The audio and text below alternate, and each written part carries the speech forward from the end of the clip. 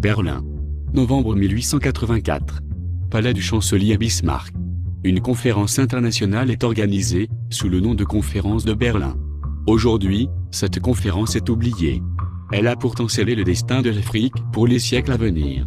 Son objectif était de se mettre d'accord entre occidentaux sur des règles d'occupation du continent. Deux conceptions s'opposent. D'un côté, Bismarck entend garantir la liberté de navigation et de commerce dans toute la zone. De l'autre, le Portugal, soutenu par le président du Conseil français Jules Ferry, conçoit les colonies comme un monopole commercial détenu par la métropole. Les discussions ont duré jusqu'en février 1885. Aucun Africain n'y sera convié, mais les diplomates qui ne connaissent pas l'Afrique et n'y mettront jamais les pieds, y traceront des frontières. L'Afrique fascine. Et en premier lieu, le baron de Courcelles. C'est précisément le baron de Courcelles qui a convaincu Jules Ferry de se lancer dans l'aventure coloniale. Face à lui, Sir Edward Mallet, dont le rôle a été décisif, 2 ans plus tôt, dans la conquête de l'Égypte par l'Angleterre, aux dépens de la France. La mentalité de Berlin, c'est de dire on va vous faire du bien malgré vous, en dépit de tout. On veut votre bien, on va vous faire du bien, que vous le vouliez ou non. Et surtout, soyez reconnaissants. C'est la première fois que la totalité d'un continent de 30 millions de kilomètres carrés est découpée par les Européens, entre eux, sans même demander leur avis aux Africains. Berlin a lieu à un moment où l'Occident, les puissances occidentales ont beaucoup de mal à percevoir en l'Afrique quelque civilisation que ce soit. Les plénipotentiaires qui siègent à Berlin sont inconscients. Ils sont inconscients et ignorants. Ils se croient bien informés sur une situation qui leur échappe totalement. D'abord, les populations africaines ont leur culture, leur civilisation, leur manière d'être.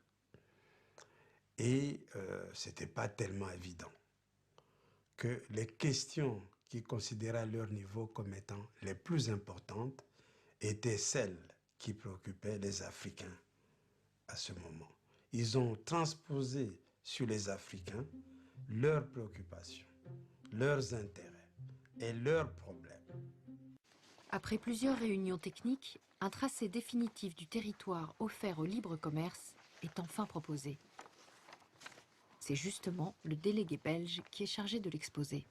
Le territoire offert au libre commerce sera délimité par les crêtes du Nil au nord, du lac Tanganyika à l'est, du Zambèze et de la Lodgé au sud. Pour la première fois, les Occidentaux s'offrent au cœur de l'Afrique un territoire à exploiter, tracé à la règle et au cordeau, au milieu des peuples, sans même savoir ce qu'ils recèlent.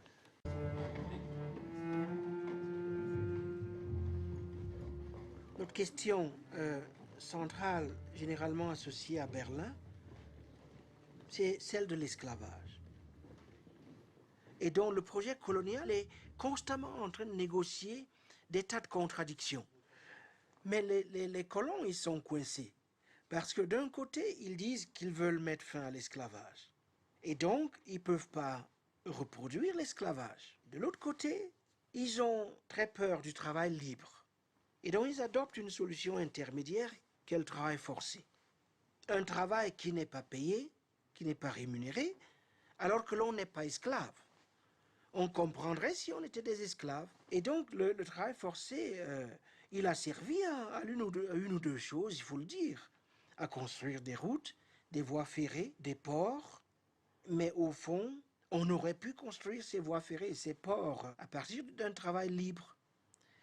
Le problème, c'est que on voulait faire une colonisation qui ne coûta pas cher.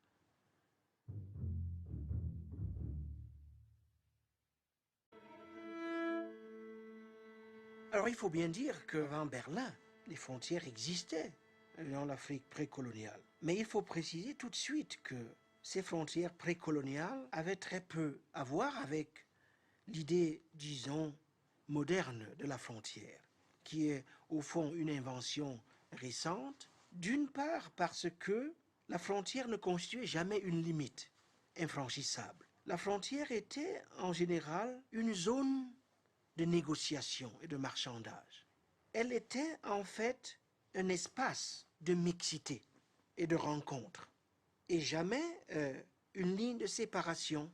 L'institution frontalière avait pour fonction principale de tisser des liens